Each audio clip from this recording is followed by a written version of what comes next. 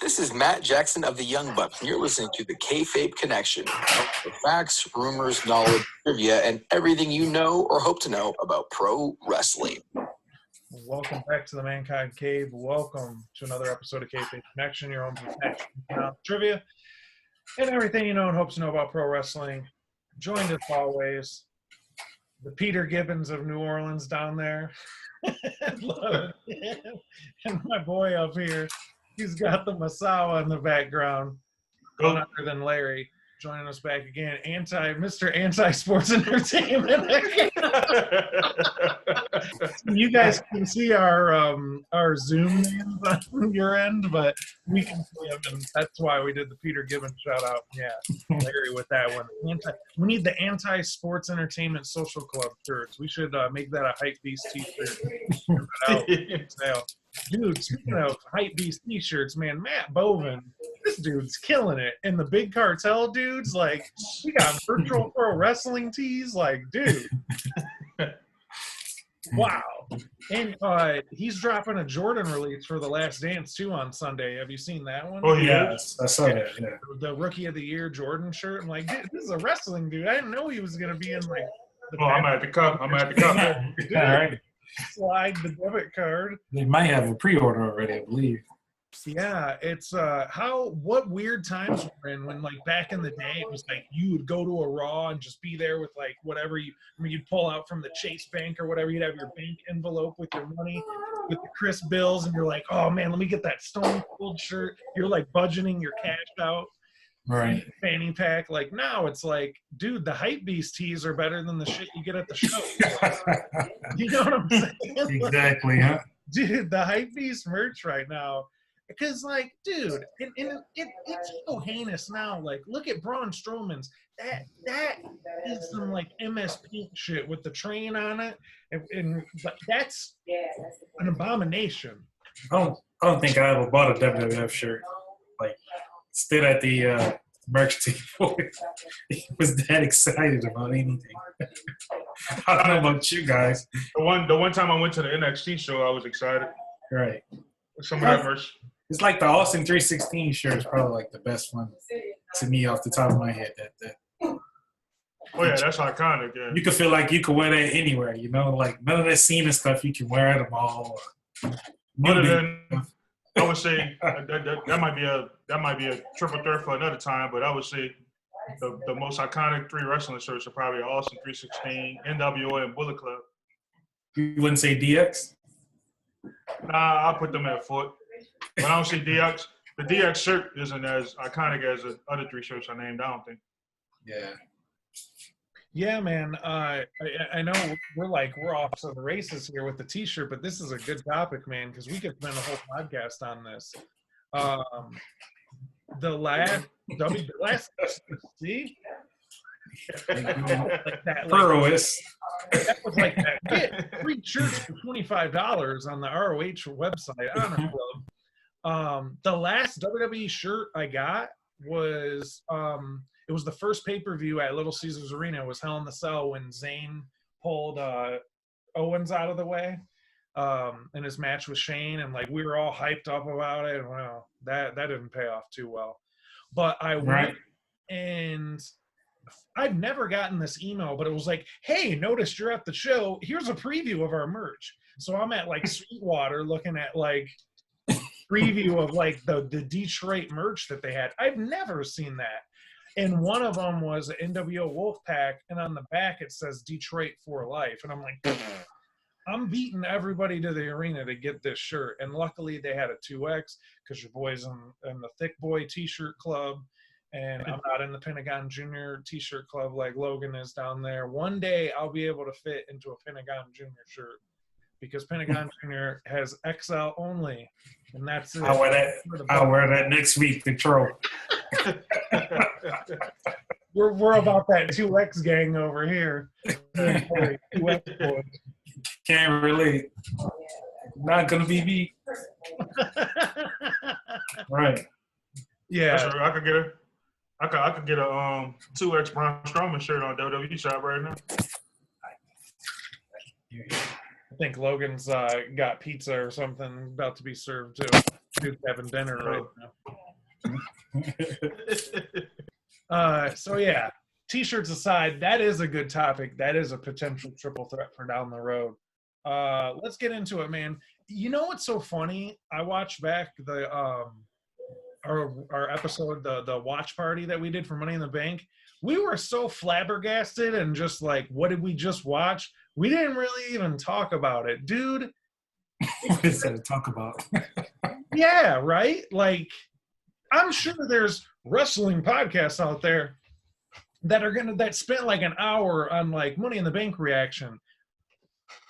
I don't know, like I got a 2-minute reaction, if that. Like Otis won, that's cool. They're pushing somebody that's uncharacteristic to like someone that I think the typecast is like, oh, you complain when the same people get pushed, but then when they try something different. Well, not everybody was pissed that Otis won. I thought it was hilarious. Good on them. Try something different, because whatever you guys are doing right now is not working. And I love Drew, but it's like Drew, Bobby Lashley, that Rollins match was a banger. That was the only wrestling match on that pay-per-view. Really, I mean, the tag match, I guess, was decent. I was half watching the 4-way, cool. But Rollins McIntyre was really the only wrestler match on the card. Everything else was very sports entertainment-y. So, and especially the Money in the Bank, they built it up like it was going to be this cool thing. Trash. Yeah, and it just wasn't. It was so underwhelming. And Yeah, well, like I told y'all, like I was watching it in parts unknown. I can't disclose the location where I watched it at, but I went back and I was curious. I went back to go see how it looked and with audio and stuff, and I didn't realize it played music underneath the whole thing. yeah, I felt like I was watching like Looney Tunes cartoon or something. I don't know. splat noises, dude. They legit had splat noises when Corbin threw Ray and Black over the tower. Which Yeah, I I guess saw so. the pictures. There was a crash pad like 6 feet on the second roof of Titan Towers there. I guess Corbin works for Acme or something. I don't know. He's about to Right? take the road one next. You know, wrong turn in Albuquerque. You're like Bugs Bunny's gonna pop up at the tower, like, and it just, I feel like it's not like we're the cool kids at the cool table shitting on WWE again at Kayfabe Connect, but it's like if they give me something that would be tight, and I'm like, yo, like I gotta give it to them. Like at the letter K, FAB Connection, get the plugs out of the way, follow us on Twitter, subscribe, hit the subscribe button, that ding, the bell for the notification so you know when the new episodes drop, hit the subscribe button. Tell your friends if they're not listening to us, listen, because you're not going to get the same shitty prediction reaction show like you guys ever jabronis that talk about wrestling that you like. Shout out to JD from NY. Shout out to Salamonster. Other than that, if I didn't mention your name, you might be a J-Bro. So shout out to wrestling podcasts out there that actually want to give you stuff that's not Kyle's Wrestling Talk. So subscribe to your boys here, Kayfabe Connection. Follow us on Instagram. And yeah, that's it. Plugs out. One last plug, nothing to do with wrestling. Arcade 1UP. Shout out to the good folks at Arcade 1UP. NBA Jam is pre-ordered. It'll be here in 2 months, so I can't wait to beat everybody with the Pistons. So remember the Bill Clinton cheat code? Yes, and with the birthday, type the birthday. Yeah, you had to put the birthday in. Oh yeah. I remember the first time I unlocked it at the arcade in the bowling alley. I was like, damn, this is weird, right? Fresh Prince and like the gorilla mascot from the Suns, dude. It was so tight. I wonder if we get the current administration in some sports game at some point. Just airballing like you can't dunk at all. I'm gonna drink some water to that. No comment. Yeah. So yeah, the good folks at Arcade 1UP, shout out to them. Plugs out of the way. Yeah, if they so on Twitter, I tweeted out the WWE Untold series is great. Good job. Kudos to WWE, whomever is responsible for putting those together. And it's a quick easily digestible program. I think the shorter end of them, they're like 18 minutes, and then the longer episodes go like 40 something minutes. The Kane, there's a lot of Kane stuff in there. They got the best for the Hell No Kane stuff. They got the Kane Brothers of Destruction. They got Kane all over the place on this, but it's just it's well done. It's something that I'll go to the network and I'll put it on. I'm like, hey, they did a good job at that. So it's not we're gonna bash every aspect, but man, it's like we're really grasping at straws to find stuff that we enjoy. Yeah, after Money in the Bank, it was like, cool. We got Otis is the Money in the Bank winner. Surprise, surprise. Asuka wins the briefcase. Then there was all this scuttlebutt at 8 o'clock on Mondays, which is no longer wrestling night. Wednesdays are wrestling night. So Monday we're watching whatever the hell HGTV here. I'm playing MLB The Show, whatever, and oh, Asuka's the champ, and you're like, what? And then Becky's pregnant. What? And it's just all these things that you don't see because you're not following the product. But nonetheless, that's where we're at right now. There's rumors that WWE is going to hold SummerSlam with fans. The rumor went from, like Larry gave us last week, Hogan Beach Summerfest, to now they're looking at Georgia or somewhere else, Oklahoma, wherever whatever red state is putting on events so everybody can cough on each other. They're going to hold the event somewhere where they're like the least strict about the thing that's happening that we won't mention right now that everybody's sick of hearing about.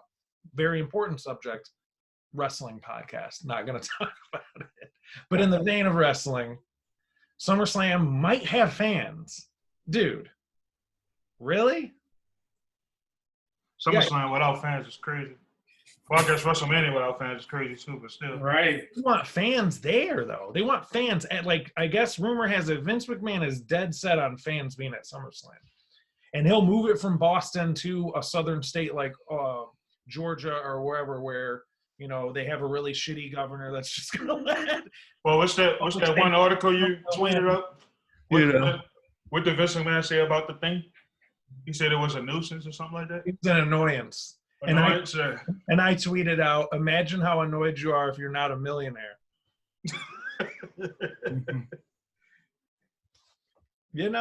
Just saying.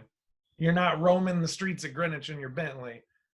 Yeah. So anyways, now to talk about wrestling that we enjoy, that's giving us reasons to smile this week, I felt such a reprieve from all the weird madness that's going on right now when I got a notification from NWA. Shout out to NWA Wrestling and shout out to William Corgan, aka Billy Corgan of the Smashing Pumpkins, also the owner of NWA. Dude, I have missed that product so much. What did you guys think about the special NWA Superpower episode that aired this week? You can check it out on YouTube if you go to the NWA YouTube page. What did you guys think of the Superpower episode this week? Well, for one, it was refreshing because we had an actual audience there, because I know these episodes was previously taped before everything. No, it's just good to see them back on YouTube, I don't know. That's all I have to say. Larry? It's refreshing because we haven't seen it in so long, so it's like when they come back, it's like, wow, I've missed this product because it's so different from everything else that's out there. Shout out to Nick Aldis. Yeah. The champ. It's probably like one of the best heel stables right now. I can't go on. A lot happened too on this episode. Now, yeah, it was long. This was pretty much a spliced together power that was leading up to Crockett Cup, but we got a Strictly Business Villain Enterprises tag match in the main that was great. So we got a Marty Scurll sighting. Whenever that match happens, I'm ready for it. Speaking of Nick Aldis, we got Aldis and Marty Scurll. And remember, the stipulation was that if Marty Scurll lost to Nick Aldis, he would have to pay everybody's ticket into whoever came to Crockett Cup. He'd have to pay for their admission. So that's a dope concept for their feud, especially because they came up in the ranks together before British wrestling got murdered by the game man. We're going to sign everybody. But then everybody on Twitter is going to say that, oh, AEW signing too many WWE guys. Yeah. And also, NWA is an easy watch, too. It doesn't feel like that much of a chore to go Yeah, out it and flies by. watch. It flies by. Yeah. Dude, all I gotta say is waffles and tire irons, baby. Like, The dude, most random commercials. it's just so awesome. I get it. Like, it's niche, but it still caters to wrestling fans. It's not goofy. We're like Three Stooges shit that we watched Right. on Sunday. It's not serious at times. There's hokey 80s trends when it comes to it and like different characters and stuff. But isn't that what made us all fall in love with wrestling? Was like a weird waffle tire iron, like Southern commercial. If you got WCW on, you hear all these goofy commercials, and like it just takes you back to an era where like wrestling was paramount for entertainment. And there's that nostalgic factor that really lures you in.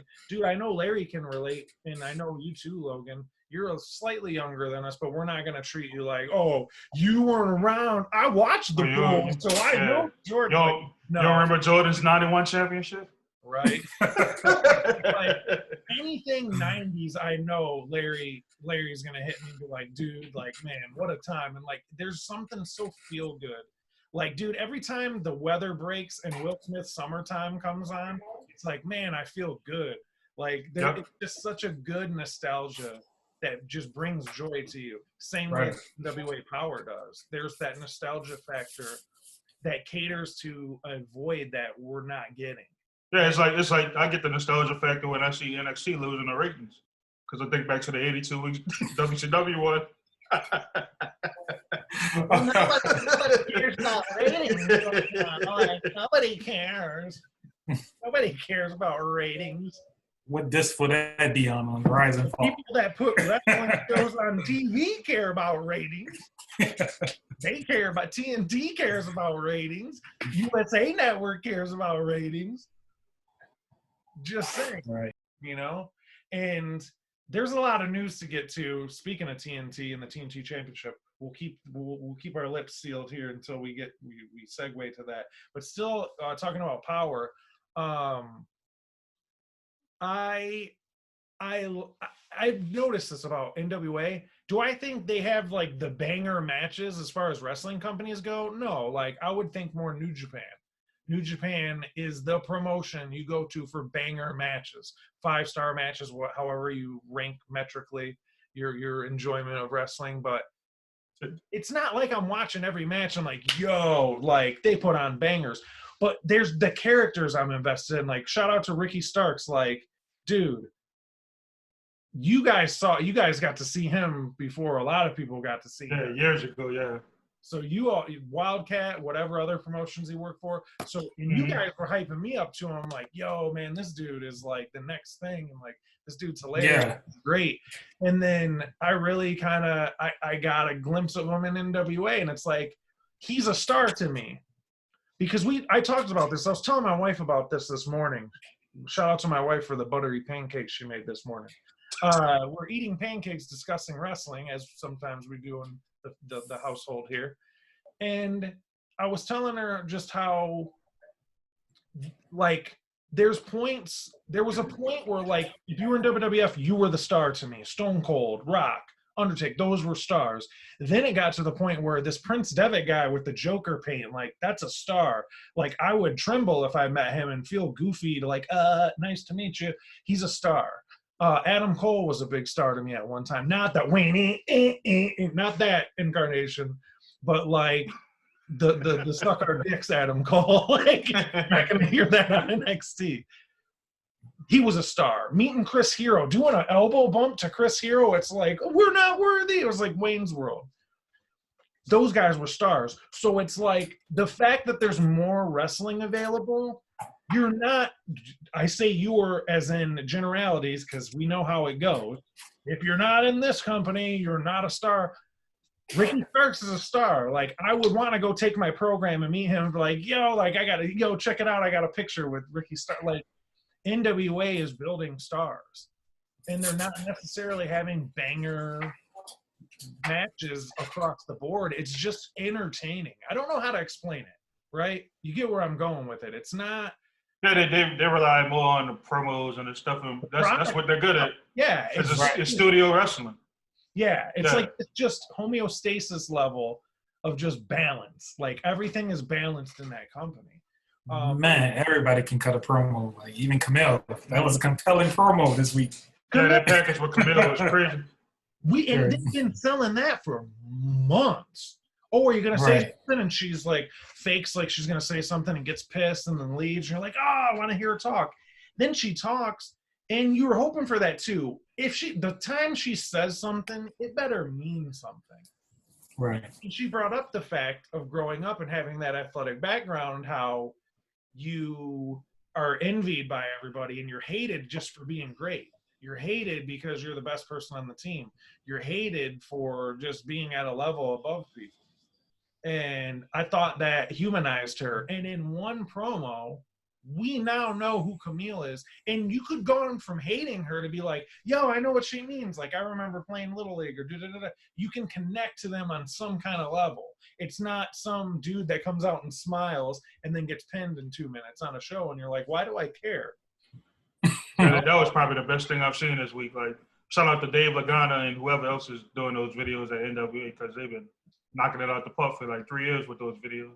Yeah. Because I mark out at stuff like that anyway with anything dealing with video production. So anytime I see something like that, I'm going to be a fan. You always hype them up too. Ring of Honor. Shout out to Ring of Honor. Flip Gordon made me want to go to Five Guys and get a burger. Five Guys. But I didn't, as I thought of it, I'm like, I know him from being the Elite. I don't really know much about Flip. I think he's in the military. He comes out with the flag sometimes. He has the military get up. And then I watch it. It's like, I'm rooting for Flip. I like him. His girlfriend's nice, cute couple. He's motivated. Like, he cares about the business. And like, he's a fan first, yeah. Like, you can tell he really loves wrestling. I'm rooting for Flip. I want to buy a Flip t-shirt now. That's all you need is that quick gateway. And it doesn't have to be this larger than life. We make movies. It's just a human being that wrestles, and you're like, oh, I know more about him. Hey, I like this guy. This guy's pretty cool. I'll tell you one thing, the Flip documentary made me want to buy a Flip t-shirt, but I definitely won't be buying a Killer Cross or whatever his name is t-shirt after watching that intro. You want to know something, though? How could you? No, and I'm with you, Logan. How could we? You know who follows Kayfabe Connection on Twitter? Who? Karrion Kross. Wow. Hilarious. You should fly to the DMs and be like, hey, just giving you some constructive criticism on the entrance. Larry just got us blocked. No, but if you go back last week and listen to what during the live show, I was putting the intro over. I just don't think it belonged in his first match.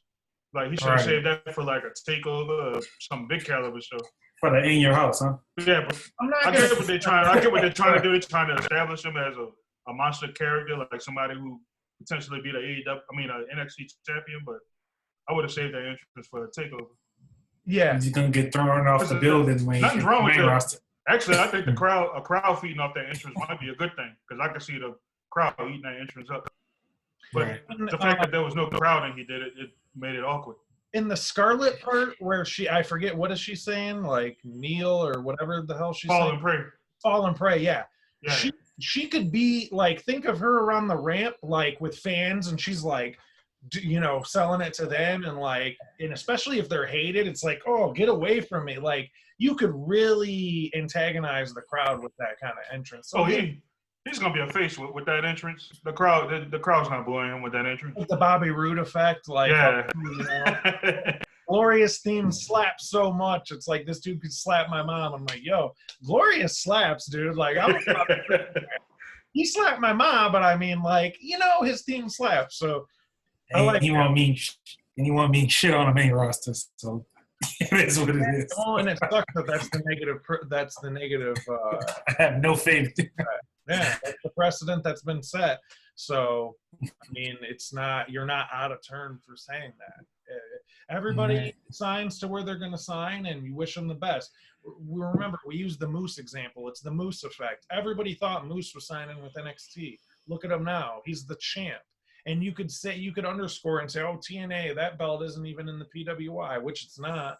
That's pretty sad because it's still workers that are working out there, killing it. Sami Callihan, who, am I a super fan of him? No. Does he put on bangers on a consistent level? Yeah. Yep. Go back and watch his track record. To the WrestleMania in Orlando, which we didn't go to. We went to Mania week, and we didn't go to Mania. But every show we went to, Sammy wrestled. Sammy wrestled like 6 matches, all bangers. Yeah, I saw him like me and Logan saw him like 4 times in New York last year. Yep. Yeah, so you got these guys killing themselves out there, and the damn belt isn't even taken seriously. It's not even in the PWI. Now, Which is crazy because why is the WWE title taken seriously? yeah, so yeah, but yeah, I digress. NWA is killing it. There's this Carneyland show that they're going to start airing starting next Tuesday, NWA YouTube channel. To me, it seems like they're going to give some sort of like theatrical stuff in the same vein that like other wrestling companies have gone. And they already have that niche down to where it's not going to be presented to you like how WWE does, like Dana Brooke slipping on the water. And it's not funny. It's not original. It's like fart jokes and poo-poo pee-pee humor. Like, it's actual funny stuff that makes me belly laugh. What does he say? I'm obstinato. I'm the guy that taught Shawn Michaels Kids Arnie. Like, dude, that commercial is hilarious. Like, if they could do a full hour and it's like shit like that of like funny, like I'm expecting a lot of Aaron Stevens matches and stuff. Yeah. So I'm looking forward to it. So yeah, shout out to NWA. They retweeted Kayfabe for Power on Tuesday. I was randomly sitting there and I just said, hey, I missed this show. I missed this company. They retweeted it out. Hey, the tweet might be on, you know how they do the tweets at the beginning of the show? It might be on there next week. Yeah, we'll check it out. Not to be Marks. I'm a wrestling fan. I'm going to call people Mark. That makes me better, cooler than you guys. Right. I'm recording live from my parents' basement right now, yeah. Yo, I'm going to let you, what is it? Yo, let me speak on this. I'm going to let the two of you speak on this because I think you guys have something to say about this. Logan just hit me with a behind-the-scenes article. Have you guys heard about Leo Rush and Mark Henry going back and forth? No, I just got a text about it, so now I just looked it up. So I'll just put it like this because I don't want to lead this discussion. I think it's more appropriate for the two of you to lead this discussion because this is something super important and newsworthy. Basically, he's going in on Mark Henry for reasons that I know have been discussed in terms of being an ambassador in certain regards, but also kind of staying coy and quiet in certain situations. When it comes to Leo Rush, if you recall, and I'm just kind of front loading instead of dancing around it, and I'll let you two talk about it. Leo Rush had a very weird run in WWE. The gist of it is Mark Henry basically told him he didn't work hard enough. We laugh in our group chat on a daily basis about rhetoric, that the American dream rhetoric of like, man, you just got to work hard and eat your vitamins and say your prayers, and by golly, you're going to succeed. Nobody's sabotaging your success. Yeah, which is a common theme on that dopey Busted Open radio show, whatever he does. Yeah, that's a common theme on that. Yeah, that's a common theme on that show. And Leo Rush, there was this big scuttlebutt about it because, the rookies, you got to buy donuts. Remember better have my donuts, Delonte West, one of the most legendary sound drops of all time. He said, "Where the Krispy Kremes?" And he was like, "Oh man, like it's so far away." It's like, man, planes, trains, or automobiles. I don't care if you got to fly. Better have my donuts. There's like rookie hazing, right? Part of it is, carry my bags. Kind of tone deaf. And that's just me. But that seems like kind of tone deaf. And I got where Leo Rush, why he had angst and anger about that. So we spoke out about it. Now, there's a certain aspect of this, like I said, that's more appropriate if you cover this, because I know you have some thoughts about it, about Mark Henry and Booker T and their non-official appointed role in WWE when it pertains to certain matters. So Leo Rush has this issue that Mark Henry just dragged him about it and threw him under the bus like, oh, he didn't work hard enough, when there were actually deeper issues at that. What do you guys think about all that stuff? Well, I just think Mark Henry never watched the Indies before, and so Leo Rush worked. That's all I really have to say. Well, I don't know too much about the story, but I think part of the problem in Mark Henry and Booker T have paved the way for a lot of black wrestlers. Like, Yeah, he did. I'm not gonna beat around the bush. Like that's what the issue is race. But like Mark Henry and Booker T did pave the way for a lot of black wrestlers. But at the same time, I think Vince put them in this position because they're a safe pick, maybe, and they're not gonna challenge them on stuff like that. Like I kind of remember when Hulk Hogan, when the whole thing came about him being a quote unquote racist or whatever. Like I'll leave that opinion up to y'all. Like if y'all think he's a racist or not. But I remember how Booker T came to his defense. Terry is not Hogan. Not Hogan. I remember Booker T. Hulk Hogan is not racist. But I remember Booker T being like, oh yeah, back in WCW, like in catering, oh yeah, we would throw around an N-word all the time, which I mean, personally, me, I don't feel comfortable with like any wrestlers, white wrestlers at the table throwing the N-word around. I would have said something, but I mean, I can't tell him how to feel about the word, but I know Exactly. Well, that just goes to my point earlier about Vince viewing them as safe picks because they're not going to challenge him on stuff like that. And look at the company history in itself. Look how black wrestlers have been treated over the years. How many black WWE champions have we had? I'm talking about the WWF championship, like the one with the lineage going back to Bruno Sammartino. I'm not talking about the big gold belt, not the one Mark Henry had. I'm talking about the actual WWE belt. The Rock is the only one, right? Right. He don't consider himself, though. Like It speaks for itself. I rest my case. All I'm gonna say is go Google the Michael P.S. Hayes Mark Henry issue with the altercation they had backstage.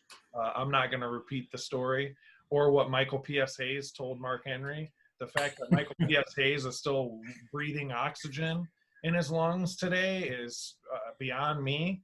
The Freebird, yeah. Also, on that same note, go look up Bad News Brown, Andre the Giant.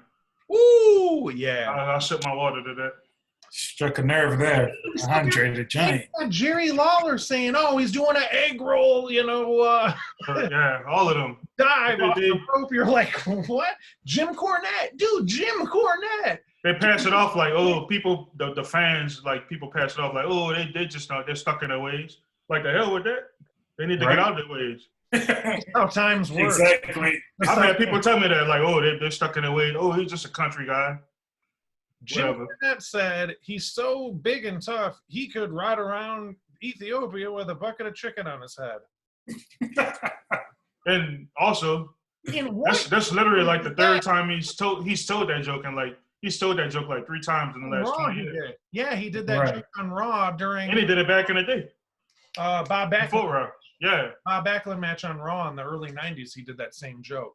Bruh, it's 2020, dude. But that's a character who, you talk about stuck in their ways, is mad that wrestling passed him by, and it's this new thing now.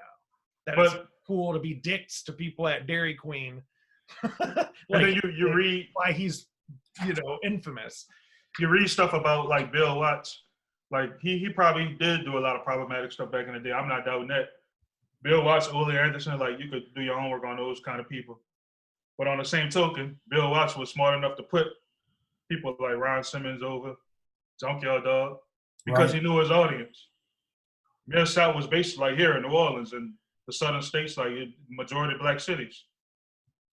So you can stand up and call Bill Ross a racist, but he's put way more black talent over than Vince McMahon ever has. Facts. Yeah. Facts. Big statement, man. He went to WCW and gave Ron Simmons a belt. Right. Shout out to him, man. Damn. Right. A good guy. Met him at a convention in Indy. Let me hold the SmackDown tag title. Didn't Ron Simmons wear some big goofy helmet in the In Your House era? Yeah, like the Yeah, when he came as he debuted as Farouk as a gladiator. Farouk was originally like a gladiator. He had a big silver helmet.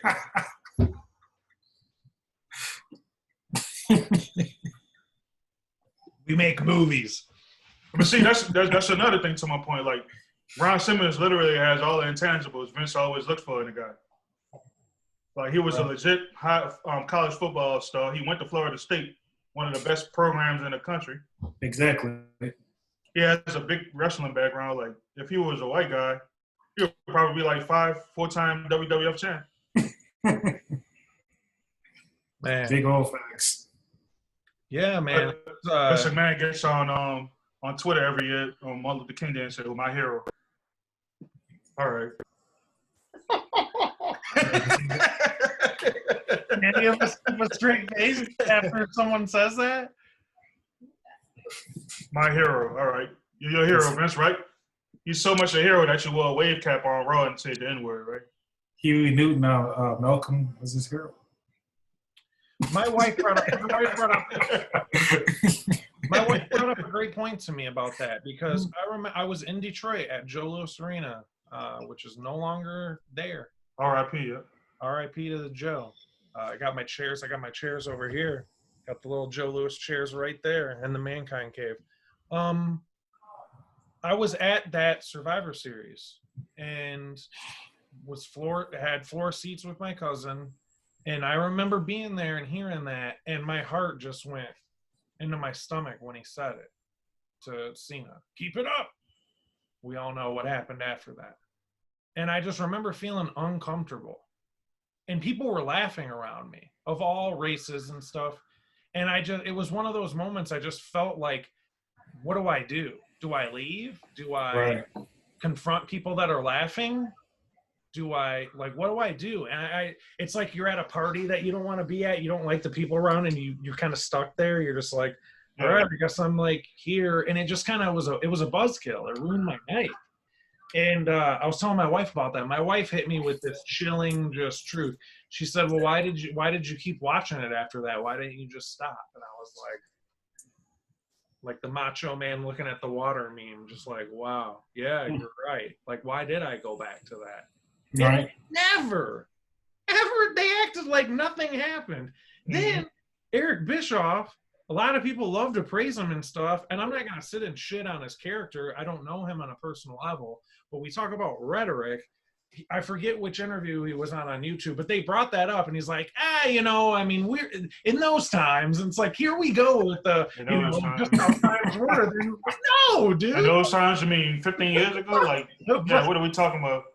What times? Like, that was within the mid-2000s. What times were defined by the mid-2000s where a billionaire white dude could just go on a fucking pay-per-view and casually drop the N-bomb with Booker T right there, who is the quote-unquote ambassador for WWE relations. Yeah, I told you the story millions of times. Like, that's ultimately what drew me away from wrestling for a while.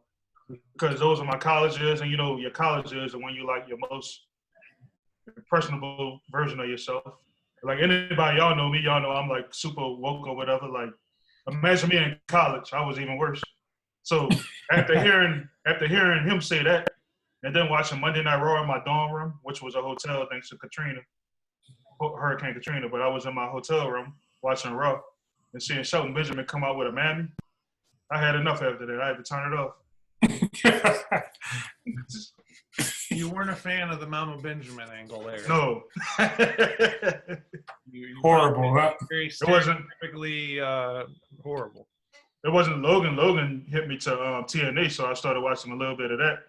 And shout out to TNA at the same time. Like, who was a champ? A black guy, Ryan True Killings. Yeah. So there you go.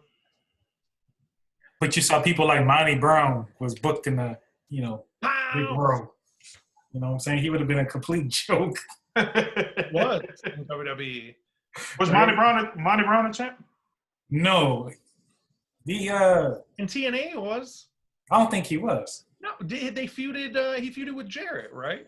Yeah, he sure did, but I don't think he won, though. Really? All I remember, the main thing I remember about Monty Brown, they used to air this commercial all the time. When him running across the cage and doing that, Yeah. remember that? Yeah, they used to air that clip all the time. He was actually good, though. Like, Well, I mean, look at AEW. I mean, look at them. I mean, look at how they treat Right. their roster. Their roster is not very diverse. So,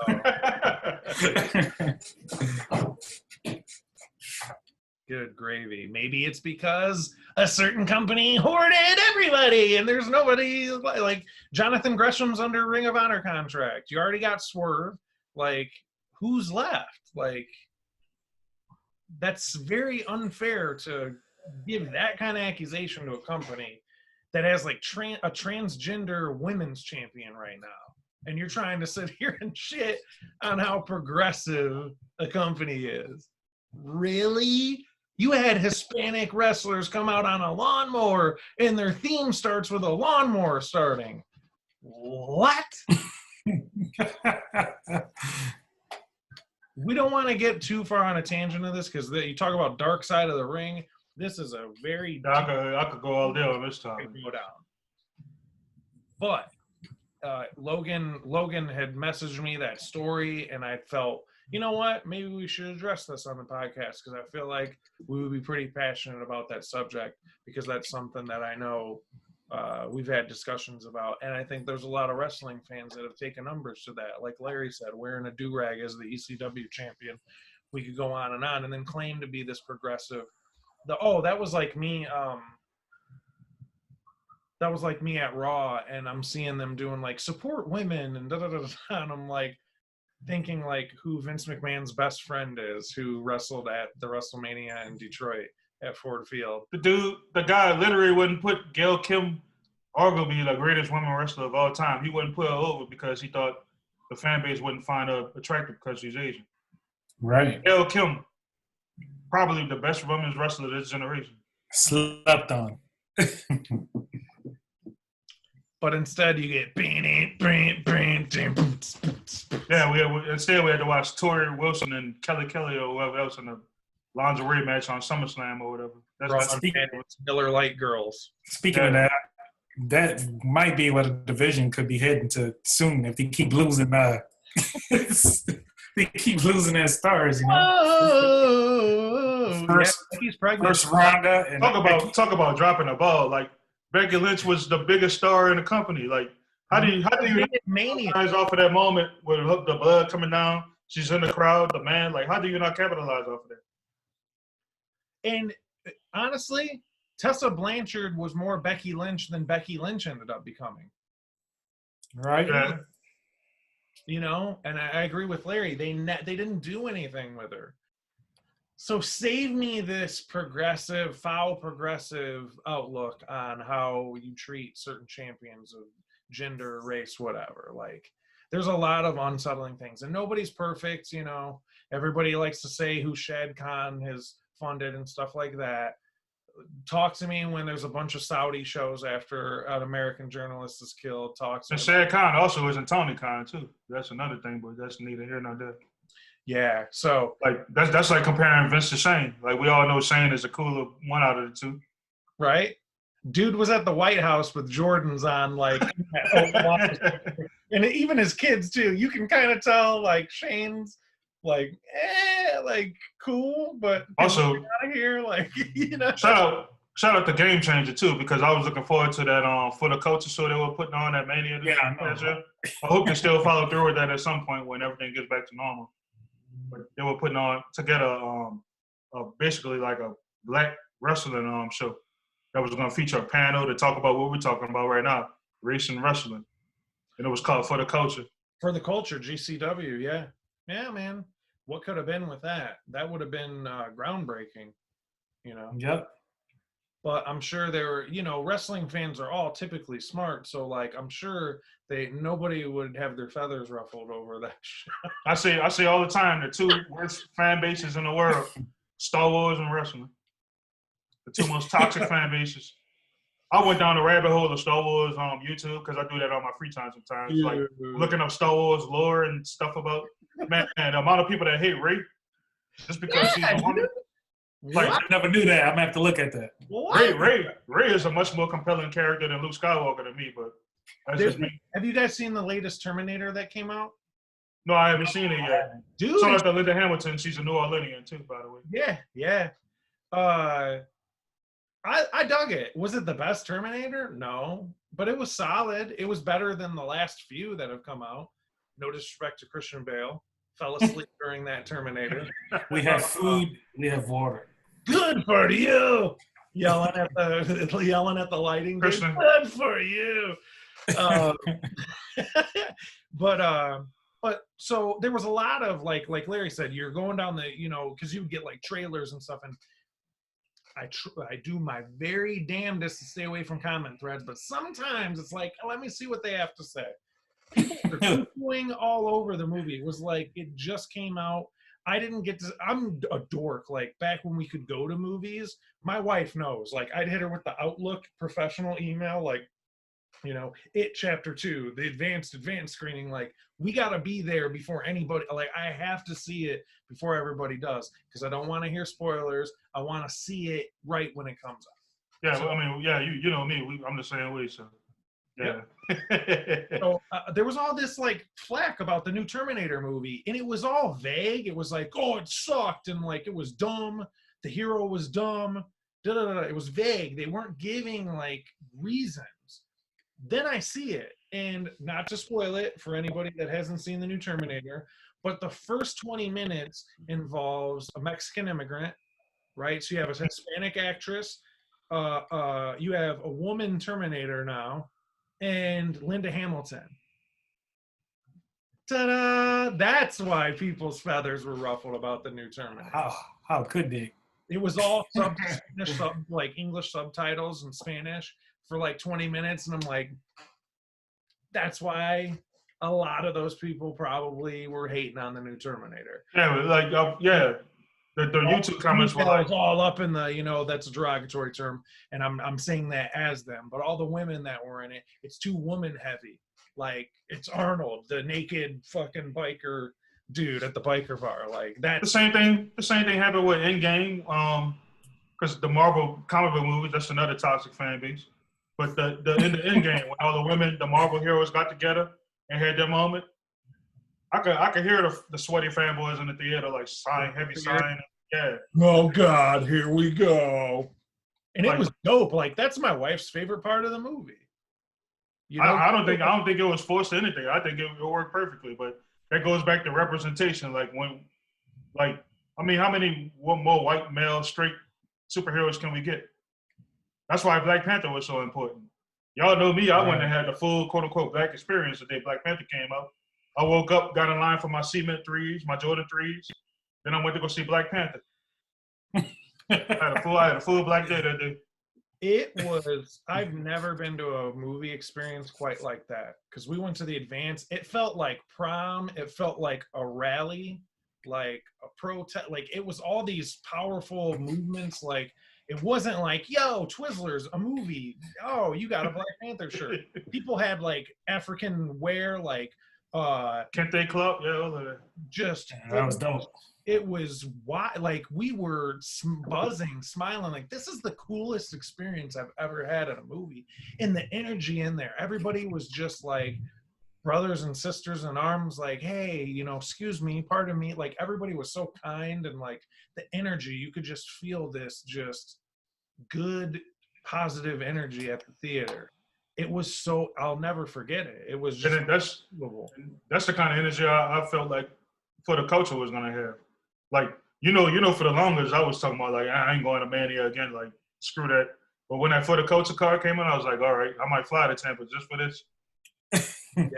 Yeah, the Bloodsport and Supercard of Honor cards didn't hurt. Yeah, Bloodsport, Supercard, and For the Culture, and I could fly it back. Oh, good. And And it's WrestleCon. Yeah, WrestleCon, yeah. It's not virtue signaling about like, oh, we're this righteous group of wrestling fans and like, but basic human stuff is not a big demand. And I shouldn't have to feel I'm annoying you by pointing out that Hispanic wrestlers rode on a fucking lawnmower, or a lot of wrestlers, we got the Street Profits hooping it up with the fucking Viking Raiders. Like, what, come on, man. Every Asian wrestler has a spit missed a throat. Yeah. You're like, bro, like, why Typical, can't yeah. They gotta throw soap like Mr. Fuji or something, like the same the Memphis wrestling tropes. They're savages. Look at, they gotta cheat to win. You never see like a white meat babyface, for lack of no pun intended, like minority wrestler that's like a white meat babyface, like good guy. I am a real kissing babies and like high-fiving. Never, dude. Kofi Kingston was the only one that broke that barrier. And shout out to Kofi. Kicking and screaming, unwilling to do. They had Ali in that match. He got injured, which was a blessing to Kofi. Kofi got in, and whatever clicked that night, people were like, yo, how long's Kofi worked? Like, it was like a universal sort of like resounding response of everybody in that arena is like, dude, Kofi's paid his dues, man. Even he had to come in with the fake accent and all that stuff. First he was from Jamaica, then he was from he was from the Bahamas or wherever else. Bruh, he's from Boston and worked at Staples before that. He's not from Jamaica. But he's a black guy with locks. He's a black guy with locks. Like, oh, I can see Vince McMahon in the chair right now. Yeah, let's make this dude from Jamaica. Seeing the emotions from people of color that cried when he won. What was it? Shad Gaspard and MVP were at like a bar and they were crying and like hugging. Dude, how do you not love that? How do you not like?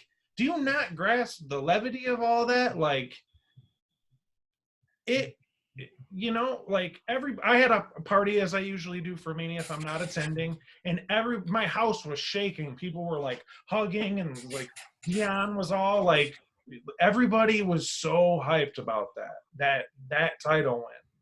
That was one for the books. It was so important. There's a reason why it was so important. And if you don't get it, I guess you don't get it.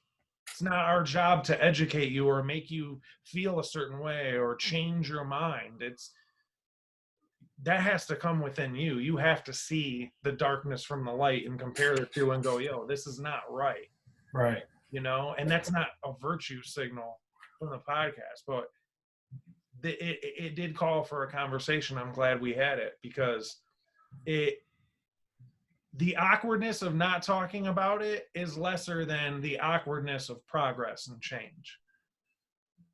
You have to address these issues in order to fix these issues.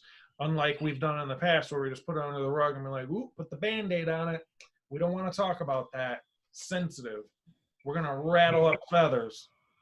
We don't want anybody to be up and, you know, we got to keep everybody just nice and even keel. Well, even remember, was it the Usos or maybe like what's her name? The one that's married to one of the Usos. Naomi. Remember they had all the black champions together and they took a picture of the WWE black champions and it was like hashtag Black Excellence. You're right. Remember all the backfire that picture got? Yeah, I remember. Yeah, so the conversation may be awkward to you. It's a necessary conversation, and it was a newsworthy thing. That's what we talk about on the podcast here, is newsworthy topics, and I'm glad Logan brought it up because it's a good discussion worth having, and something we look forward to seeing a change in, especially in WWE. Look at Disney, man. If fucking Disney can do what's the Dumb and Dumber? Totally redeemed yourself. How evil shit that they put out, because it was just how times were to put Tarble in all the Crows and Dumbo and all that shit. Shout out to Steamboat Willie. They owned it on the Disney Plus app. Hey, you know, the cartoons are outdated and may show some insensitive stuff. Hey, sorry about that. here, we're going to have Coco and Brave and all these different heritages that you get to learn about, and kids can learn about different heritages and not see this stereotypical display. Yeah, we're gonna put Finn in Star Wars. We're gonna give you this black male lead in Star Wars. And again, I'll wait for it. We hope for change. I don't want to see WWE with fucking Street Profits playing basketball and rolling dice with the Viking Raiders next week or whatever they're probably going to do with them. Montez Ford, super talented. Bianca Belair, super talented. You know, Future champ. That whole trio was super talented. Let them wrestle. They're awesome. Angelo Dawkins has been killing it, just really trying to get his footing in that company. Finally got his footing. Let them do something, man. Why is everything a joke? And, but AEW destroyed a drone.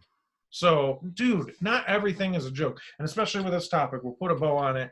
I just hope for some change when it comes to that subject in that company and seeing something change as far as that goes. So, put a bow on that topic. Moving on,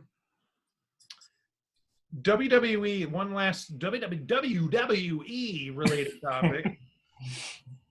That conversation had me thinking this morning with my wife. The WWE, we'll call this segment the WWE Guy Rhetoric. Oh, how many WWE guys is AEW going to sign? We'll be really brief with this segment here. The fact that WWE poached the independent wrestling market to the point that we're at beyond mat levels for independent wrestling in 2020, where it's like the Christian entrance. You got to really look out for your peeps out there to see who's still on the indies. Shout out to Bandito, right? Shout out to Bandito. Shout out Jeff Cobb's still technically an indie guy. Hey, right? kid. Right. Shout out to Jonathan Gresham. Shout out to my boy Darius Lockhart too on Twitter. Right. Shout out to Pineapple Pete. He's not signed. Pineapple Pete. Yep. Pineapple Pete, my guy. Lance Warner. But it's Lance Warner. Yep. Not, and there's several other names we haven't mentioned, not to disrespect the independent market. It's not as ripe as it once was in 2013 when PWG was better than WWE or New Japan or whatever the hell was going that we love to pit as like the top companies now. The independents were the main event back, 7 years ago. Yep. It's impossible. Talent doesn't, I can't just and fart out like a 6-foot dude or like another young buck. Talent has to come from somewhere. And if it ain't on the indies because WWE fucking poached everybody, where else are you going to find wrestlers? Because unlike other companies, they don't just sign wrestlers or Rob Gronkowski or fucking Enos Kanter from the Knicks or a running back or a linebacker that tore his shoulder that's buffed that is going to breathe heavy on NXT. Like, talent has to come from somewhere. So if you're not signing a bunch of celebrities that are going to wrestle, and you're not signing ex-athletes, well, I thought they were it's coming from. I thought WWE was a star-making machine. Can't they create their own stars? Aaron Corbin, Elias, Roman Reigns. That's what the Performance Center for. Who else am I leaving out? Braun Strowman, Braun, Roman, Baron Corbin, Elias. Authors of Pain. Authors of Pain. They're not on television. They're not doing anything. I'm thinking of people that are on our television sets right now that are on WWE programs. That are main eventing, yeah. Who? Because I keep hearing this rhetoric. Oh, they're going to keep signing WWE guys? That's just what WCW and TNA did. Who are the WWE guys? Right. I named 4 people, and they have a 300-man roster. I named 4 people, and my brain is exhausted to the point where I don't know anymore. Who are, at the letter KFAB Connection, in the comments section, give me your homegrown WWE talents. Who is homegrown in that company? That is the WWE guy. That's my thing. They sit up here and talk about like, oh, they're signing all the WWE guys, but what were y'all like 30 years ago, 20 years ago when WWE was signing everybody else? Hulk Hogan. But you're accusing AEW of doing. The whole AWA roster. Literally the whole they could attribute the whole rock and roll rockin' wrestling era to AWA talent. Mean Mark. Go down the list. Was a WCW wrestler. Go down the list of like all the people they took in the 80s that made them Dude. who they are. Macho Mean Gene Man. Okerlund, Macho Man, was in Memphis, working the Memphis circuit. Hogan, AWA. Bobby Heenan. Bobby Heenan, AWA. Alarky Boy, Wrestling go down there. Ring. Mr. Kurt Perfect. Hennig, another AWA. Yeah, you can go down the list. AWA. Watch the AWA documentary on the network. Hell, Yeah, HP. if you have the network and you're one of those WWE guys that think AEW is just signing all the WWE guys, please do yourself a favor and watch the AWA documentary. The boy toy, HBK. Shawn Michaels, another one. Scott Hall. Yeah, man, it's just rhetoric. And 1984, coincidentally, was my favorite book growing up. And Mine too. I got it on my shelf right now. Sadly, we're living in a 1984 Orwellian society currently, where 2 + 2 = 5. Meaning, you get enough people to say 2 + 2 = 5. 2 + 2 doesn't equal 5, but hell, if enough people are saying it, it must be true. Rhetoric. That's where this comes from. Rhetoric. Plus, it's like one of my favorite sayings. It goes, I think it's until the lion has his historian, the hunter will always be the hero. Yep. WWE won all the battles, so they get to dictate how the narrative. the story is told. Yeah. It's the R.L. Stein goosebumps. Like, they can just write it They'll- out. It comes to life. Yeah, they'll give us documentaries like The Rise and Fall of ECW or The Self-Destruction of Ultimate Warrior and all this crap. But those documentaries are great for what they are, but best believe they're only giving us like their side of the story. Right? Yep. Facts, man. Yeah. So the WWE Guy Rhetoric. Wardlow, Logan, your favorite guy. Oh, yeah. Did he work in WWE? Did they steal him from WWE? No. I have no idea where his origins come from. Oh, okay. Larry, Darby Allin. Was Darby Allin, technically Evolve is the feeder system, but was he under the WWE? Yeah, I'm about to say, not when he was involved, it wasn't the feeder system. Nope. Sammy Guevara, one of the top heels next to Jericho in the same heel stable as him in the Inner Circle, one of the top rising stars. I was in Chicago and heard that pop, the poster behind me, Revolution. I was there and I heard the pop. The pop for Darby Allin, massive. The pop for Sammy Guevara, equally massive. Another star. They're on TNT programming and they're beating you in ratings every week with these guys. Those names didn't come from WWE. Young Bucks didn't come from WWE either. MJF. Was MJF in WWE? I forgot that one. Nope. I don't recall him being an NXT fighting Titus O'Neil in a keg competition or whatever. He wasn't on a Largo loop wrestling Tino Sabatelli. Yeah. Right? We could go on and on and on. Scorpio Sky, SCU, are they WWE guys? Former tag team champs. Lucha. Chris Bernani did wrestle a Velocity match once. Scorpio Sky probably was like a druid or something at some point. Well, he was in the Shelby group, if you recall. Scorpio Sky he was an actor, so yeah, he was. Actually, shout out to the Swordcast. He was the doctor that was helping Kane and Daniel Bryan out when they were teaming up.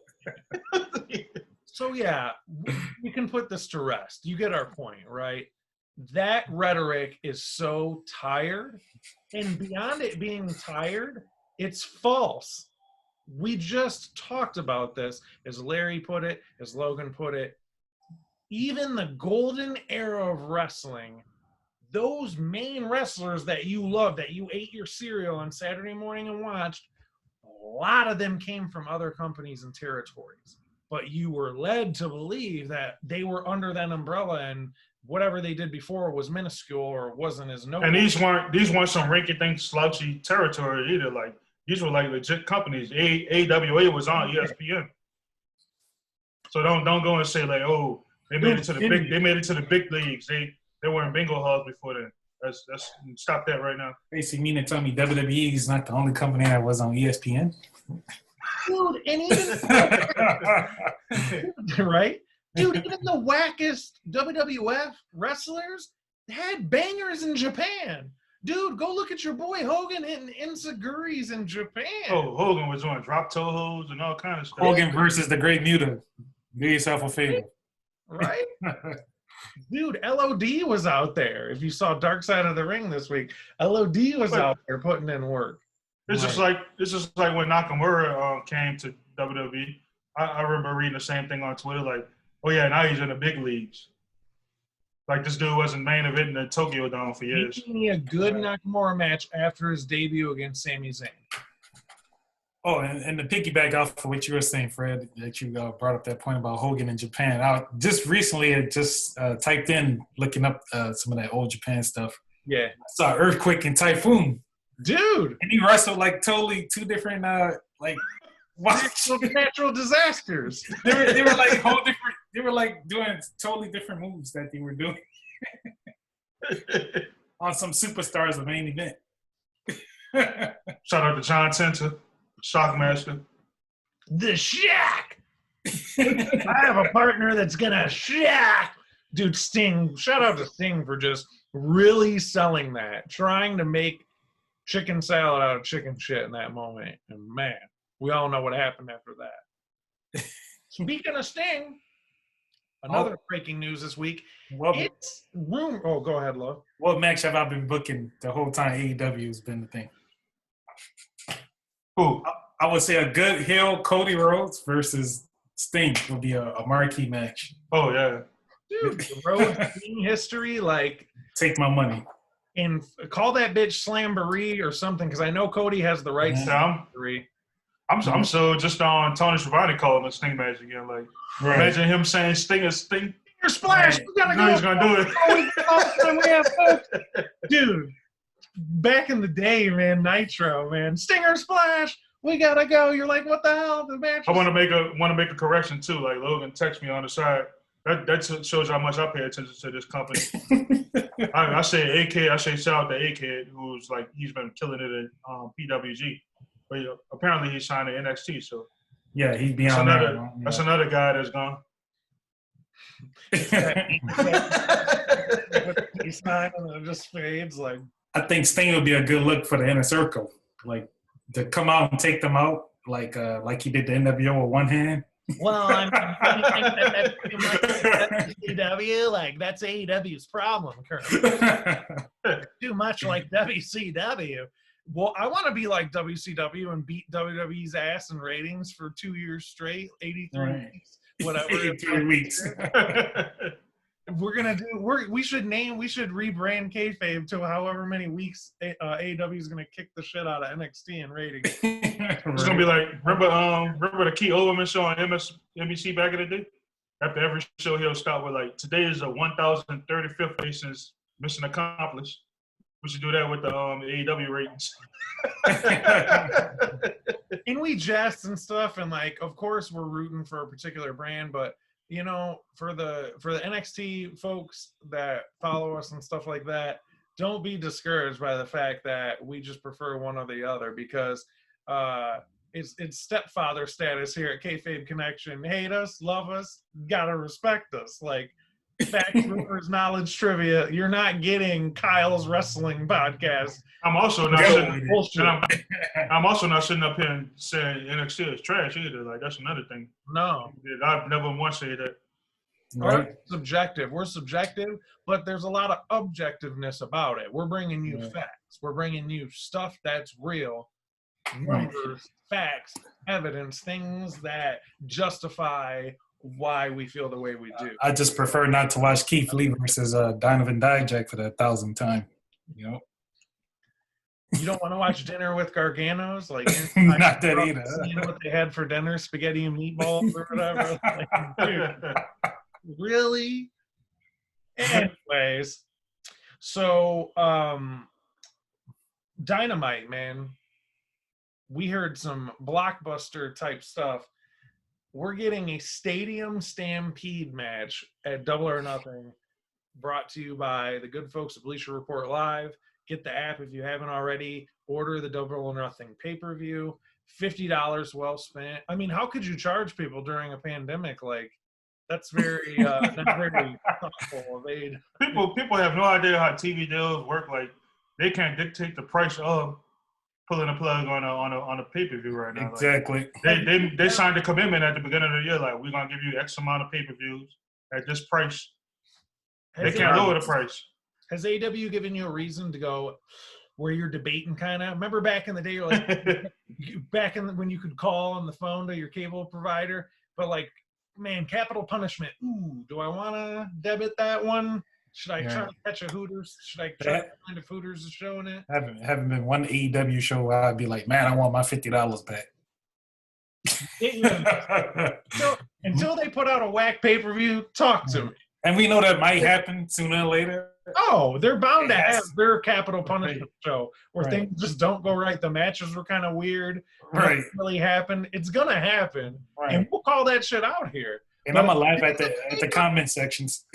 PWG, I think Bowie, right around that Bowie time, that Bowie show that they put on, I was like, I remember. It was okay, but that's the problem too. Is when your precedent is so high. And you got banger, like, man, that was one of the best tag matches, or man, that main event. They consistently did bangers for years too, PWG. Yep. You get to the point where anything but great sucks. That's a bad precedent to be on, but you get it. You're not shitting on it, but again, that goes in the other direction. When things are so shitty, people will be like, oh, yo, like, did you see Brock Lesnar with the boombox? Like, that was tight. Firefly Funhouse, and you're like, ugh. It's not good right now when those are the things that you're getting hyped. That are wrestling matches. And that's the people that the WWE guy, like you say, that's the kind of people that's stuck inside that bubble. Like, WWE is literally all they watch. Yeah. So you show them like a rinky dink like New Japan match, and they lose their mind over that. Like, oh, you think that's tight? Let me show you this Okada Tanahashi match. You're gonna really lose your stuff over that one. Yeah. Shout out to The Last Dance too. They made WWE in that pay-per-view early. Is that really why they ended it early? I'm pretty sure that's probably why they ended it early. I never thought about that until now. I know you guys are going to be like plastered to your TV like me Sunday, right? Because I'm not missing that. That's the last 2 episodes, right? Man, but I mean, BJ Armstrong burned them in that one game with the Hornets, so that means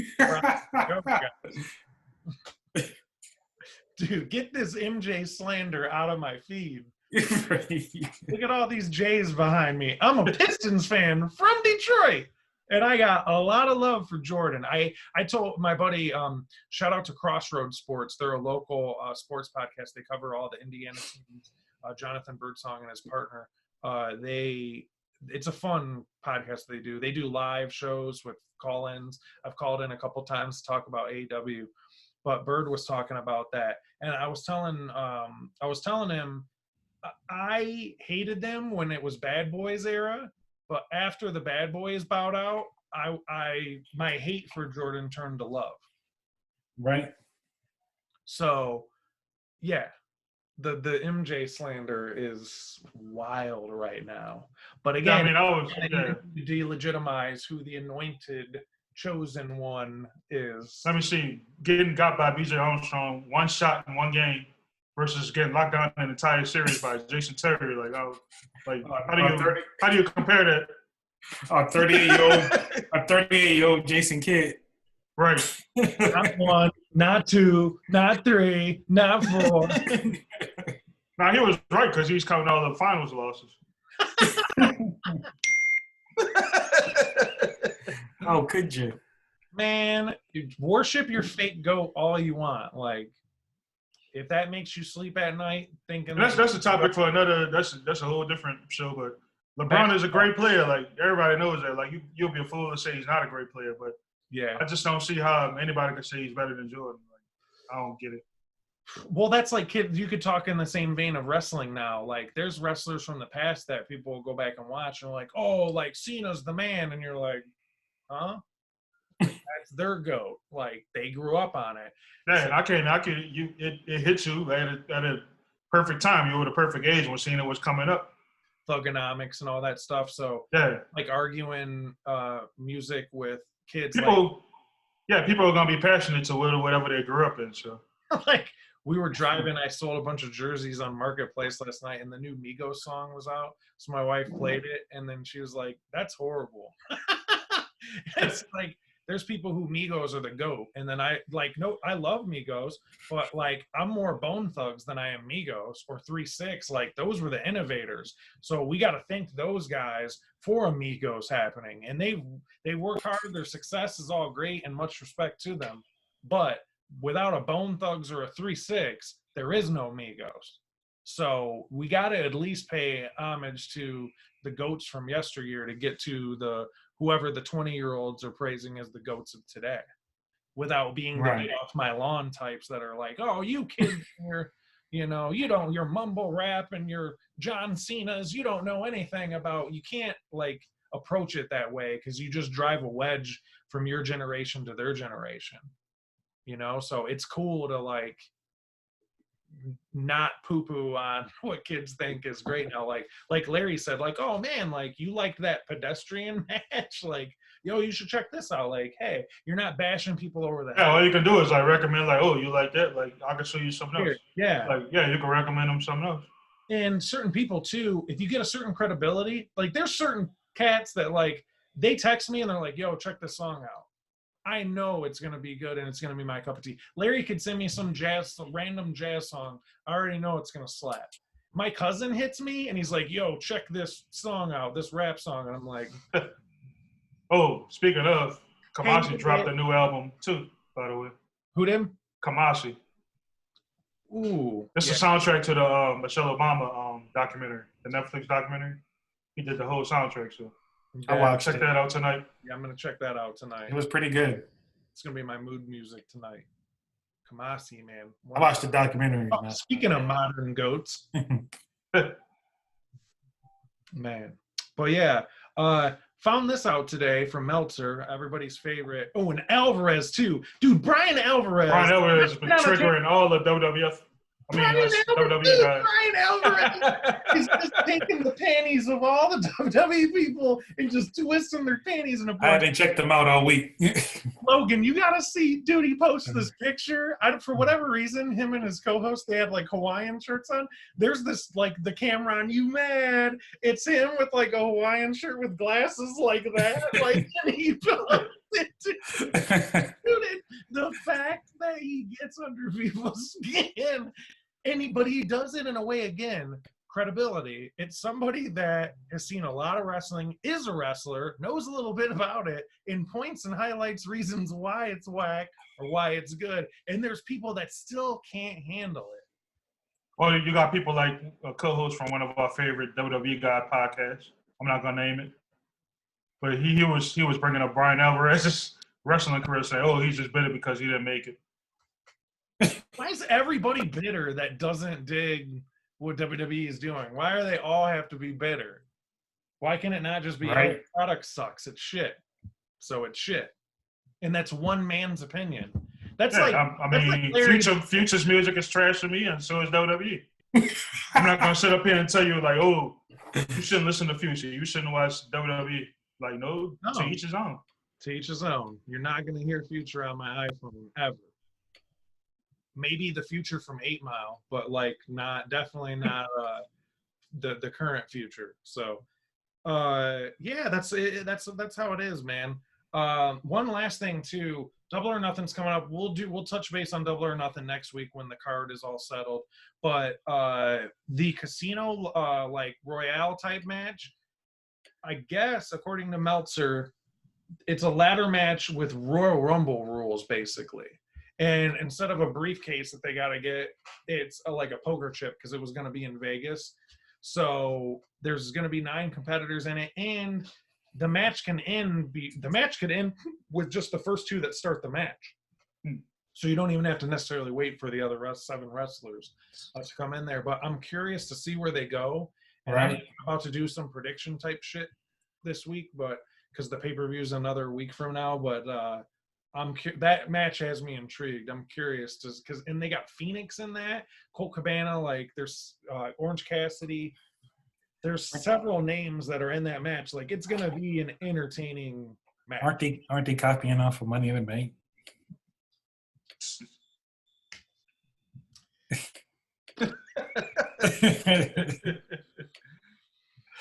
Good segue for our triple threat, huh? Putting it into the podcast today. This has been a good show, man. Lots of good conversation. Touched on a lot for seemingly a time in wrestling where things are kind of dormant and nothing's really happening. There was a lot going on this week, and definitely conversational points that could be hit on several topics this week. So, yeah, just solid show this week. Not to ourselves, but solid stuff here. Triple threat for tonight. Tonight's main event. One fall. Top 3 finishers of all time. And go. That's how I go. Oh, you go. All right, for my whatchamacallit, my runner up, I'm gonna go with Macho Man Randy Savage's elbow. Nice. Just because it's a simplistic move, but like it's one of those things like watching a dunk contest. Yep. When you're watching the slow motion, it's like poetry in motion. Like the way he floated, it's like greatest elbow drop of all time. Actually, Shawn Michaels had a great elbow drop too. He tried to mimic what Randy Savage does, but Randy Savage is the originator, so I'm gonna give it to him. How many people did that off the sofa? Right. On the Wrestle Buddies. Remember the Wrestle Buddies? Yeah. I used to want the Road Warrior one so bad. We used to do Royal Rumbles at my grandma's because when you were little, their big bed was like a wrestling ring because you were so little. And like threw the kid off or one of your cousins off the bed, like they're out of the Rumble. Yeah, we used to do that shit. Elbow dropped off the bed, like just the way he floated on it, like it was poetry in motion. But number 3, shout out to the TV in the back too. Y'all can see what's going on back there. We already know the vibes over there. Yeah, the goats, Masawa and Kenta Kobashi. I see those green trunks over there. I already know what happened. So the number 3 pick I have is the Burning Hammer. Oh. Like if anybody knows anything about this move, Kenta Kobashi. Like if you haven't seen any of his matches, please look him up. Like definitely look up his Samoa Joe match in Ring of Honor. Like that's one of like all-time classic Ring of Honor matches. But he had this finisher called the Burning Hammer, which he only pulled out for special occasions. Like it's one of the most protective moves in Japan. Like I say, he only pulls it out for like special occasions, especially with his matches with Masala, like I got on in the back. But I don't think if anybody has kicked out of it, I don't know. Maybe Masala did once, but I don't even think he kicked out of it. When's the last Burning Hammer that you've seen in a match? D. Brian Kendrick busted it out at the CWC. Wow! Yeah, he did. See that? Yeah. And you could tell Daniel Bryan was eating that stuff up too. He was Daniel Bryan. Shout out to Daniel Bryan. Wow! Did you see that? That's a sacred move, huh? The last time I saw it might have been like Super Dragon or somebody throwing it, maybe. Yeah. Super Dragon throws all kind of crazy stuff in the ring. But yeah, Burning Hammer, man, like just a story behind it. Like the fact he only pulls it out for like big matches. When you see that move, you know it's a big match. Right. Number 2, I have like one of the best tandem moves I've ever seen in my life. The total elimination from the Eliminators. Oh. ECW. Yeah, just the fact like they like back in 96, 97, I had never seen like tandem tag team offense like that before. And I felt fact like they would both do like a sweep kick and a roundhouse like simultaneously and knock somebody out. And everybody who ever took that move, they always sold it like great. Like that move legit looks like it hurts. So that's number 2 move. And number 1, I'm gonna go with another ECW original. One of my top 5 favorite wrestlers of all time. I'm gonna go with the Kata Hajime, also known as a Taz Mission. That one's on my list. Taz, self-explanatory. Like, y'all might know him as a ring announcer to the younger people. But Taz as a wrestler, this dude was a monster. Anytime he locked that Taz Mission on anybody, you knew it was over. And it just looked cool. Like, he was choking people out. He was doing, like, the big suplex moves. It was, like, real MMA-inspired. And just hearing Joey Styles scream Kata Hajime all the time, like, he put the move over. Like, that goes to show you how commentators can put a move over. Actually, Excalibur talked about that a lot on the AEW podcast this week. Announcers play a big role in putting moves over. And I think Joey Styles played a big part in making a transmission. I would think one of the most dominant moves of the mid-90s. Like other than Goldberg's spear and jackhammer, I can't think of a more dominant move. Yeah. So Really? that's my number one pick. The cat that Hodger made the transmission. Man, Larry brought the heat. Yeah, he did. Follow Larry. How can we follow that? Huh? We gotta follow Larry. Want me to go next, Lo, or? I'll go because I know you'll have more stories with yours. Oh, okay.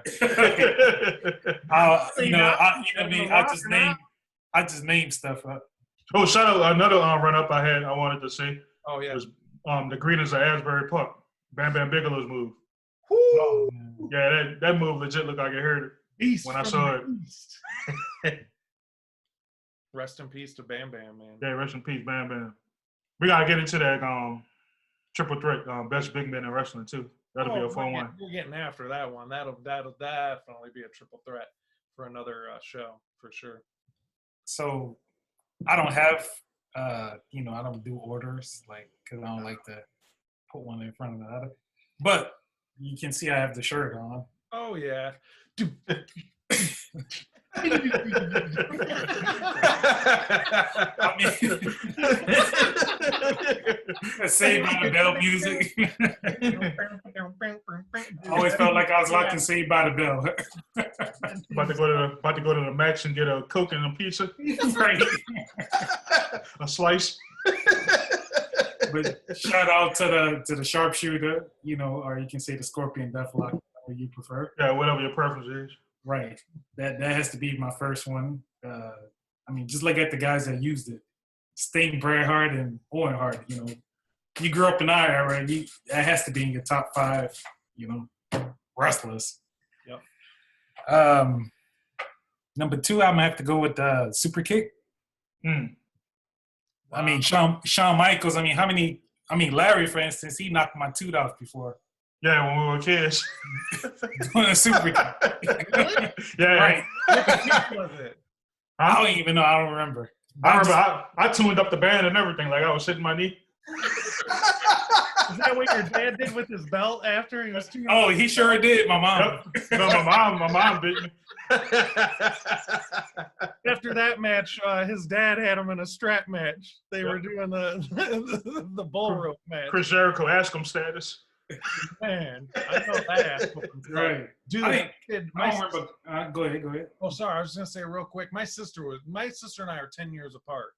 So Tina was like real young, and she wanted me to do the pedigree move, and I didn't do that. I did some like kind of move where I was playing with her too, but she slipped and like hit her face on the ground, and she cried and ran to my dad, and I didn't give her the pedigree.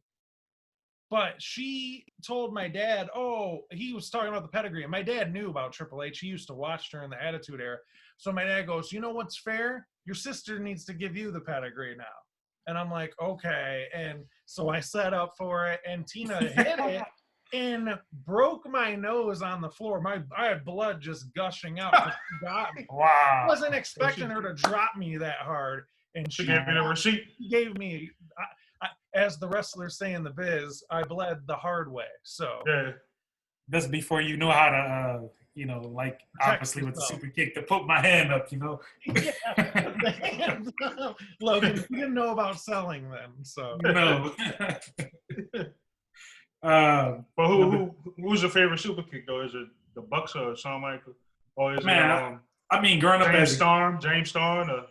As a kid growing up, obviously I saw Shawn Michaels do it first, so I'm gonna have to go with him. Yeah. But the Bucks took it to a whole other level.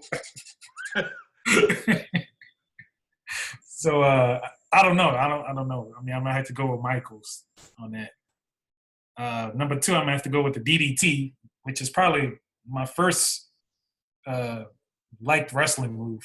When I saw Jake the Snake do it. The way he snapped it. Right. And then, obviously Raven started doing it. So, those two guys right. But we all know that the DDT is not even a finisher anymore, along with the super kick. Which is sad. Transitional moves now. Shout out to John Moxley for bringing it back, though. Yeah. He does a pretty mean one. Then the last one, I might have to go with the Brain Buster. I mean, it just always was a cool looking move. Yeah. From people like Aero Generico using it, which is Sami Zayn right now. You know, you see a lot of guys doing it on the indies, and it's just so devastating looking when you do it. Red Dragon always threw a nice one, the combo with the kick. Yeah. Yeah, I always like that Brain Buster. Right. And I guess one of my honorables would probably be like the Shooting Star Press. I like a 450. I always did like those moves.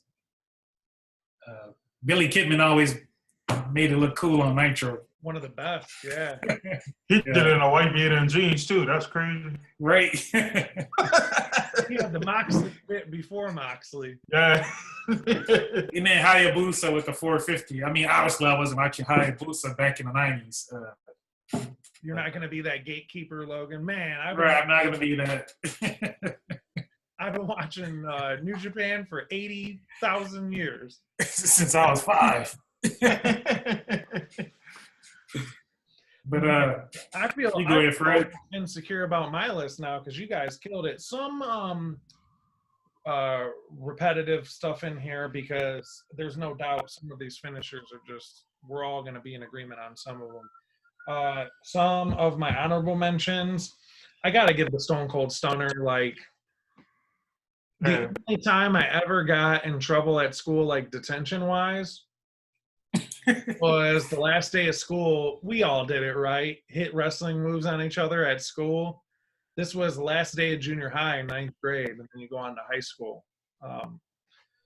We were in the hallways and super kicks and all types of stuff. And then the principal came around the corner and I flipped my friend off and gave him the kick in the gut. And then the stunner, and he was even on the ground, like doing the Stone Cold thing. Man, they thought we were fighting for real. Pulled me. What are you guys doing? We're like, it's wrestling. Like, we're friends. He's not hurt. See, still got in trouble. It's the last day of school. They made me sit there for like an hour in a room. And like, my parents didn't care because it was one of those things. They knew I like wrestling, but they knew I wasn't an idiot. Like, I'm not hurting anybody. So it was just one of those misunderstandings. But yeah, dude, the Stone Cold Stunner, I was a diehard Stone Cold fan. It seeming coincidentally, it's like all the famous Austin moments kind of happened at Joe Louis Arena. And I was there when he got run over and Big Show won and everybody was pissed. I was there for the Zamboni stuff. I was there for the Rudy Poo Bridge, which is the Belle Isle Bridge in Detroit, when they threw the title. Take the title with you. Rock threw him over the Belle Isle Bridge, a.k.a. the Rudy Poo Bridge.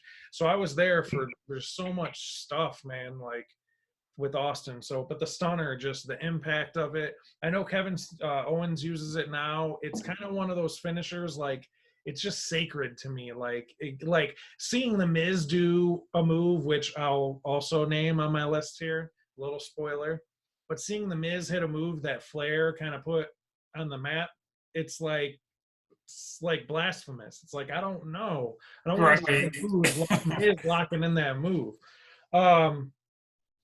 This is wild that this is a honorable mention because there's so many finishers, but dude, the Rainmaker, like Kazuchika Okada, one of the all-time greatest wrestlers, not just in Japan, but ever in life and the world. The Rainmaker has been in some of the most iconic matches for me with Okada, Omega, Okada Tanahashi, and the story that they told with that, with him hitting the finisher. Like, finishers matter over there. And that's, I know, a large complaint that we get is like, oh, they pimp out finishers at Manias or certain pay-per-views or shows. Like the DDT is like the most pedestrian thing now, which when Jake did it, it was the big deal. Like, that's the deal breaker. You're done.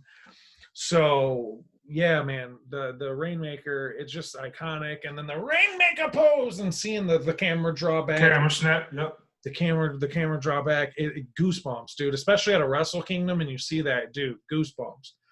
So I have to mention that one. I saw him with the IWGP belt with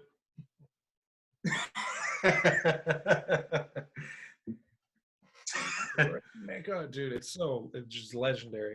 And then last honorable mention, I gotta go. Or no, sorry, I got two more. I had to throw all these in because I gotta bring them up, and I don't think any of us have brought it up yet. And it was the Dark Side of the Ring that made me think of it, dude. The Doomsday Device by LOD, man. Oh yeah, Come on, classic. one of the best tag team finishers ever, if not the best. And one of the coolest, because dude, you got the dude up like chicken style, and you're getting clothesline from the top rope. Like, Right. it's wild, man. Like, and it's brutal. They were out there hurting dudes. Like, they said on Dark Side of the Ring, they would go to the jobbers in the back and be like, "Oh, you got the match with us tonight? Hey, man, sorry. Like, we're gonna kick Shout out. you." Shout out to Vince McMahon on taking a Doomsday in the strip club. Right. Yeah, dude. Go back and watch that Dark Side of the Ring. I highly recommend it. They have their own dedicated Twitter. You can go to YouTube it.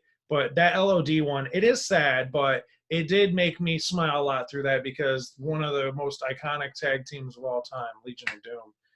Rest in peace, Hawk. So yeah, the Doomsday Device. And last but not least, honorable mention, Sharpshooter. Logan's got the shirt. Sting, Brett, Owen Hart. Iconic move. Iconic move. My top three in no particular order because I'm on the same wave as Logan. Ricky Choshu used it also. Right? You want to be a purist. Package pile driver. I really miss seeing that. I know we get it with Pentagon Jr., but man, I hope there is one day where Kevin Steen has free artistic capability to hit another package pile driver. Those matches with Generico and see on the ladder at Final Battle and the ladder match. What's that? Dude. What's that stupid move he does now where he teases it, then he does something else? I think it's on the 2K games. Yeah, it's like a scoop, kind of like. He scooped Okay, Bob Holly, like pump handle slam or whatever. It's this weird thing, man. But yeah, the package pile driver, because it's so devastating looking, man. He gets you all wrenched up and just drops you on the head, and like your legs are all up. Like, it looks so devastating. So I just love the impact of it in the look of it too, and I enjoy the wrestler who does it. So. Oh, you know what I forgot? Oh, I should have said the Muscle Buster. Oh shit! How did none of us? It's not on my list. Spoiler alert. Yeah, I got to put the Muscle Buster and Logan with the Brain Buster. Like, why didn't I think of that? Like, because I love the way it looks, dude. Right. Like, dude. I wanted to say the Tombstone Power Driver too. I mean. Okay, yeah, iconic, man. Right, iconic move. That's the things about this list. Like, when you sit, like, I can only have three. Right. And these are the main three that came to my mind. And I thought about the Canadian Destroyer, but it's been bastardized over the years. Like, shout out to Petey Williams. Yeah, people throw that around like an Irish whip now. Right. But when Petey Williams first did it, like I read somewhere it was in his contract. Win or lose, he had to do that finish in TNA. Right. Gotta go with the figure four. Iconic. How many dads and uncles have put their kids and nephews and figure four at like the family reunion or like goofing around with the kids on a Saturday? Growing up, it was everything. You know, two claps and a Ric Flair like we do now, like those promos, like that really, like my dad got me into wrestling because of Ric Flair. And he knew the promos and he laughed about it and he showed me, you know, Rick's early stuff. And that's really like, Ric Flair is really like the first wrestling figure that I remember seeing on my TV set. And that was the movie my dad would put me in the figure four. And I'm like, I'm like, he wasn't wrenching it like fucking child abuse, like Adrian Peterson status. But it was enough to be like, oh man, like that stuff isn't fake. Like that stuff actually hurts. So like, and then when you figure out how to do it, it's cool to like know how to do the finisher, especially figure four, because figure four gets botched. I know we've seen some botched figure fours in our day, both from like friends and family or like in a wrestling ring, albeit. So the figure four is just iconic, man. And I'm not I'm sure he's only won like maybe a handful of matches with that finish. You're right. Rick Flair jokes about it all the time. Like, yeah, I didn't really win any matches with Right? it. But it's just it's an iconic move that we talk about moves, and that's the thing that comes to mind. Like, And you know, there's always that spot in a match where the guy flips over and reverses it. And then Ric Flair starts selling it. No. Number one, got to go with it. You know the vibes. Kenta Kobashi, put it on the map. Burning fucking hammer. That move, so innovative, so destructive. It's believable, and it's just something you marvel at. Like Larry says, it's like the dunk contest. You see it, and you just marvel at it. Right there, you go. Again, you know the vibe. I think he literally just did it. I think he just won the match. Look at that timing. Kayfabe Connection. So yeah, the burning hammer. Again, we joked about. I know Brian Kendrick did it, dude. Someone else who did it, and this is hilarious. Remember Tyler Rex? Tyler Rex. What? Dude, he hit a burning hammer. Wow, I don't remember that one. No, yeah. So, yeah, Kenta Kobashi put that on the map. To me, to this day, Kenta Kobashi's burning hammer.